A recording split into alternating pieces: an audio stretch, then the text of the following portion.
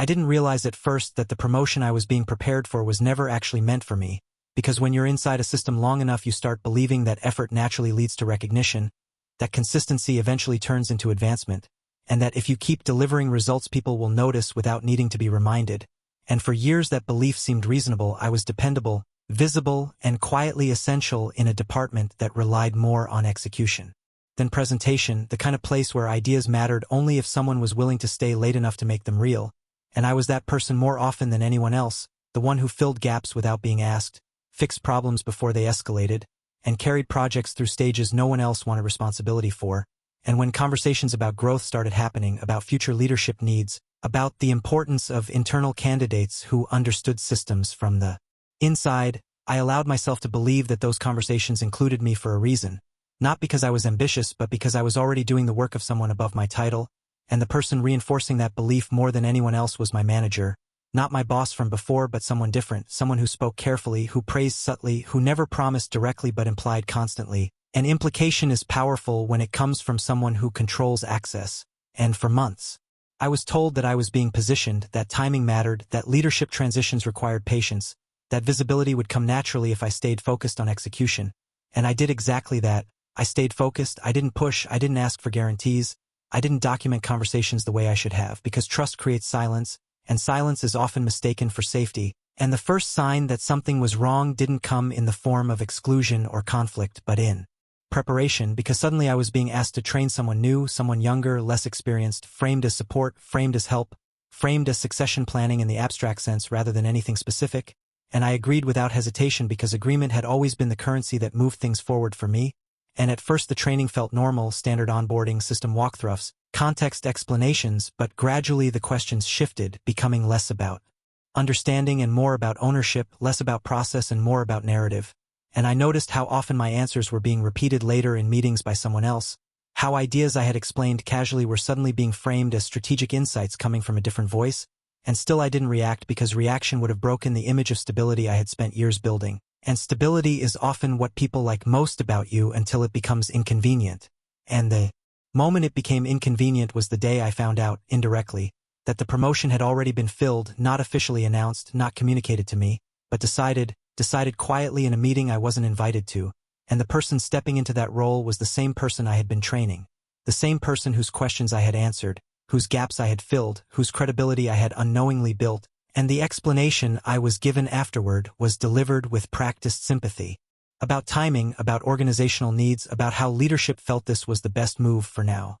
And that phrase "for now" carried more weight than anything else said in that conversation, because for now is how permanent decisions are disguised when they're already locked in. And I remember nodding, thanking them for the transparency, and walking back to my desk with the same calm expression I had perfected over years of being reliable. Because shock doesn't always arrive with emotion. Sometimes it arrives with clarity, and clarity is dangerous when it's quiet, because clarity doesn't look like resistance, it looks like acceptance, and acceptance is what makes people careless. And as I sat there reviewing messages, meeting notes, and timelines, I began noticing how many moments I had misread as encouragement were actually extraction. How many compliments were placeholders, how many reassurances were designed not to prepare me for advancement but to keep me productive while someone else was positioned to benefit. And the most unsettling part wasn't the loss of the promotion, it was the realization that the system had worked exactly as designed, not to reward effort but to redistribute it upward without friction. And once I saw that, everything else became easier to interpret because I understood that what had happened wasn't personal but structural, and structural problems don't respond to emotional solutions, they respond to exposure. Not dramatic exposure but procedural exposure, the kind that happens when documentation replaces trust and process replaces assumption, and that understanding marked the end of the version of me that believed patience alone was protection. Once the illusion broke, it didn't shatter loudly, it dissolved, and that difference mattered because dissolution doesn't provoke panic, it provokes calculation, and calculation is what allows you to see structure instead of surface. So instead of replaying the conversation about the promotion in my head or looking for emotional validation from anyone else, I started doing something far more dangerous, which was reviewing everything with intent: emails, meeting notes, shared documents, version histories, timelines, not with the goal of proving betrayal but with the goal of understanding flow, because systems reveal themselves through repetition, and repetition always leaves traces, and what I found wasn't a single moment of theft but a pattern of redirection. Small decisions made quietly, Comments reframed slightly, ownership softened and redistributed, contributions summarized instead of attributed, and the more I traced those shifts, the clearer it became that my role had never been to advance but to stabilize, to absorb complexity, to reduce friction for people whose value came from appearing decisive rather than being correct. And once I saw that, the training I had done took on a different meaning, because it wasn't succession planning in the abstract sense, it was knowledge transfer without authority, extraction without elevation, and the person stepping into the role hadn't taken it from me intentionally. Not in the way people imagine theft, they had simply accepted a structure that rewarded proximity over depth, and that realization stripped the situation of drama and replaced it with something far more actionable, which was predictability, because predictability tells you where pressure points exist, and pressure points are what allow systems to expose themselves without force. And at that stage I made a decision that felt counterintuitive but necessary, which was to stop being helpful in invisible ways, not by refusing work or acting uncooperative but by changing how help appeared, because invisibility had been my currency for years and it was time to devalue it. So I began documenting everything more thoroughly than before, not obsessively but consistently, summaries after meetings, confirmations after decisions, written clarifications where verbal agreements had once been enough, and none of that raised alarms because it could all be justified as diligence, as alignment, as professionalism, but what it actually did was shift ownership back toward traceable reality, because when things are written down they stop belonging to whoever repeats them most confidently, and I noticed the discomfort almost immediately, not expressed openly but through delays, through softened language, through suggestions that some things didn't need to be so formal, which is always a sign that informality has been serving someone better than clarity. And at the same time I began declining certain tasks. Subtly, not outright refusals but redirections, asking whether something should be owned by the person now in the role, whether a decision should come from leadership rather than execution, whether a document should be signed off by whoever was officially responsible. And those questions didn't sound accusatory, they sounded aligned with hierarchy, which made them difficult to challenge without revealing contradiction, and slowly responsibility began migrating back toward title, and that migration exposed something important, which was how thin the understanding actually was once my buffer was removed, because delays increased, errors surfaced, and explanations grew longer without becoming clearer, and none of that was my doing directly, it was simply the absence of reinforcement, and that absence created friction, and friction is what institutions notice even when individuals try to manage narrative. And as this was happening I remained outwardly calm, supportive even, congratulatory, because nothing destabilizes a system faster than someone who appears to accept an outcome while quietly removing the scaffolding that made it possible. And the most interesting part of that phase wasn't the system's reaction but my own detachment, because detachment clarified something I hadn't fully understood before, which was that my frustration had never been about the promotion itself. It had been about misalignment, about being asked to operate at a level of responsibility without the authority that normally accompanies it. And once I stopped compensating for that imbalance, the imbalance became visible to everyone else, and visibility is always the beginning of correction, because organizations don't correct injustice,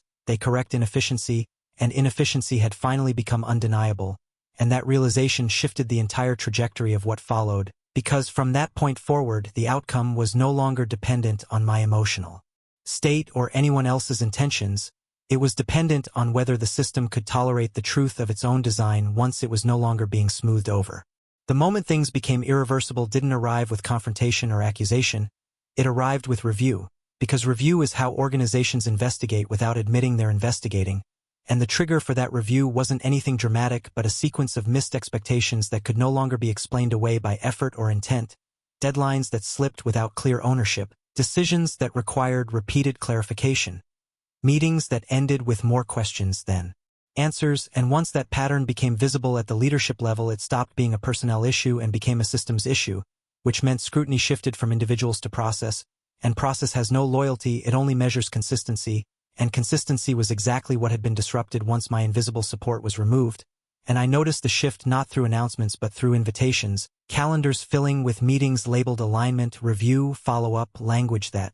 sounds collaborative but signals assessment, and I was included in those meetings not as a participant but as a reference point, because documentation has a way of pulling its author into the room even when no one says it explicitly, and as questions began circulating about decision paths and accountability chains, the person who had stepped into the role began responding the way people do when they are overextended without understanding, by deflecting upward, reframing uncertainty as delegation, and relying heavily on confidence to compensate for gaps, and that works briefly in environments that value tone over substance, but it collapses under review because review doesn't respond to tone, it responds to traceability, and traceability is unforgiving when it's incomplete. And as leadership began asking for clarity around responsibilities that had previously been absorbed silently, the narrative shifted subtly but decisively because what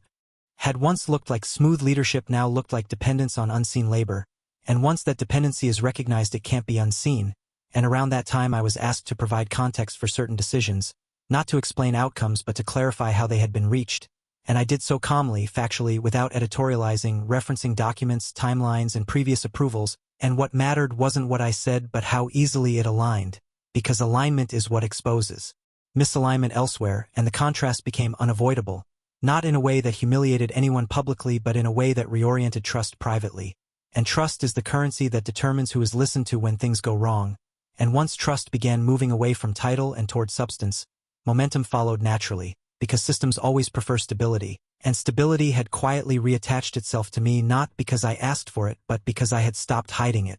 And the tipping point came not with removal but with oversight, a temporary restructuring framed as support, a shared responsibility model introduced to reduce risk, language designed to soften impact while redistributing control, and that redistribution exposed the final weakness, which was that once responsibility became shared, the gaps became visible to everyone involved, and shared responsibility only works when competence is evenly distributed, and it wasn't, and as pressure increased the person in the role began reacting rather than planning, responding rather than anticipating, and reaction always leaves traces because it breaks rhythm, and rhythm is what organizations rely on to function quietly, and I watched as the system did what systems always do under sustained friction, which is narrow focus, isolate variables, and remove what introduces uncertainty, and none of that required my intervention beyond consistency, beyond continuing to operate within documented reality, rather than implied authority, and the realization that followed was both unsettling and clarifying, which was that the promotion hadn't been taken from me and then regretted, it had been revealed as unsustainable once the conditions that made it possible were removed, and that distinction mattered because it reframed the entire sequence of events not as betrayal but as exposure, and exposure doesn't require intent, it requires light, and light had been introduced simply by refusing to remain invisible, and by the time leadership began discussing long-term adjustments, the outcome was already constrained by evidence, not opinion, and at that point the only remaining variable was how quietly the correction would occur, not whether it would occur at all. The correction didn't arrive as an announcement or an apology because organizations rarely acknowledge misalignment directly once it's been exposed. They correct quietly and move forward as if the original state had never existed, and that's exactly how it unfolded, through a series of adjustments that on their own looked administrative but together redefined authority, responsibilities redistributed temporarily at first and then permanently, decision rights clarified in documents that hadn't existed before, escalation paths redrawn to reduce single points of failure, language that sounds technical but functions as removal, and the person who had stepped into the role began to feel the shift before it was ever stated, because access narrowed, meetings changed tone, and approvals that once came easily now required justification, and justification is exhausting when you're compensating for understanding rather than building on it, and I stayed where I had always been, which is the part most people don't expect. I didn't push for recognition or correction, I didn't demand a reversal or position myself as the obvious replacement, because by then the system no longer needed me to point out the problem, it needed me to remain stable while it solved it, and stability is what systems promote when uncertainty becomes costly, and over time that stability began to look less like support and more like leadership by default, because when processes are rewritten the people who already understand them become unavoidable, and that inevitability is what eventually led to the quiet conversation, not framed as an offer or a promotion but as alignment, about recentering responsibilities, about ensuring continuity, about minimizing disruption, language that never mentions what went wrong but confirms that something did, and the final step wasn't dramatic either, it was the reassignment of the role under a different title, a structural reset that allowed leadership to move forward without revisiting the decision that had failed, and the person who had occupied that role transitioned out of it not publicly demoted but gradually sidelined, moved laterally, given space to refocus, which is how institutions preserve dignity while restoring function, and watching that process unfold clarified something important for me, which was that my goal had never been to reclaim what I lost, it had been to stop carrying the weight of a misaligned structure, and once that weight was removed the outcome became secondary, because alignment produces momentum on its own, and when the dust settled I found myself operating with authority that wasn't announced but assumed, because assumption is what happens when people trust you not to create instability, And the irony of it all was that the promotion I had once wanted would have limited me in ways I hadn't fully understood at the time, because it would have bound me to a narrative that required maintenance rather than substance, and substance ages better than narrative. And as weeks turned into months, the emotional residue that might have followed those events never materialized, because resentment requires fixation and I had none left, only understanding, the understanding that systems don't reward effort, they reward predictability, and predictability emerges naturally when you stop distorting reality to keep others comfortable. And the final clarity arrived quietly one afternoon when I realized I no longer thought about what had happened unless someone else brought it up. And even then it felt distant, like a case study rather than a wound, and that distance was the true indicator that the situation had resolved itself fully, not because justice had been served in a dramatic sense, but because misalignment had been corrected, and correction is always quieter than conflict, and far more permanent. What stayed with me after everything had settled wasn't anger or satisfaction or even relief. It was the quiet awareness of how easily entire outcomes can pivot once you stop trying to be understood and start insisting on being aligned. Because for a long time I had confused patience with progress and silence with strategy, believing that staying agreeable would eventually be rewarded, when in reality it only made me easier to use, and recognizing that distinction retroactively reframed years of my own behavior, not as generosity or professionalism but as misplaced trust in a system that optimizes for continuity rather than fairness. And once that trust dissolved, I didn't replace it with cynicism, I replaced it with clarity, because clarity doesn't require suspicion, it requires boundaries, and boundaries are what prevent effort from becoming extraction. And as I moved forward in a role that no longer required me to stabilize other people's authority, I noticed how different my energy felt, how much less effort it took to maintain credibility when credibility was no longer borrowed upward. And that contrast alone was enough to confirm that the correction had been real, not symbolic, and occasionally I would hear fragments of how the situation was remembered by others, not as a failure or a lesson but as a transition, a restructuring, a moment where things evolved. And I didn't correct those narratives because narratives are for comfort, not accuracy, and accuracy no longer needed defense. It had already reshaped the structure, and the person who had stepped into the role I once believed was meant for me eventually faded into the background of the organization. Not because they were punished, but because systems don't sustain people who require constant reinforcement to function. And watching that fade out reinforced something I hadn't fully articulated before, which was that power doesn't disappear when it's taken away, it disappears when it stops being necessary. And necessity is created by competence, not position, and that understanding changed how I approached everything afterward, from how I documented decisions to how I chose collaborations, because I no longer optimized for approval, I optimized for traceability, and traceability is what allows work to stand on its own without needing advocates. And in that sense, the entire experience wasn't a loss followed by recovery, it was a recalibration, a removal of distortions that had been quietly accumulating long before the promotion was ever discussed. And the most unsettling part of that realization was how calm it felt once it was complete, because calm is what arrives when you're no longer negotiating reality internally. And standing there with that calm intact, I understood something that would have sounded arrogant to me years earlier but now felt obvious, which was that the moment you stop compensating for other people's gaps, those gaps stop being invisible, and once they stop being invisible, they stop being your responsibility. And that release is what real leverage feels like, not control over others but control over where your effort goes. And if there was any form of revenge in what happened, it wasn't directed outward. It was the quiet refusal to keep sustaining a structure that required my invisibility to survive. Because once invisibility ends, extraction ends with it, and when extraction ends, outcomes rearrange themselves without confrontation, without drama, and without needing anyone to admit fault. And that is the kind of ending that doesn't announce itself as an ending at all. It simply becomes the new normal, stable, aligned, and no longer up for negotiation.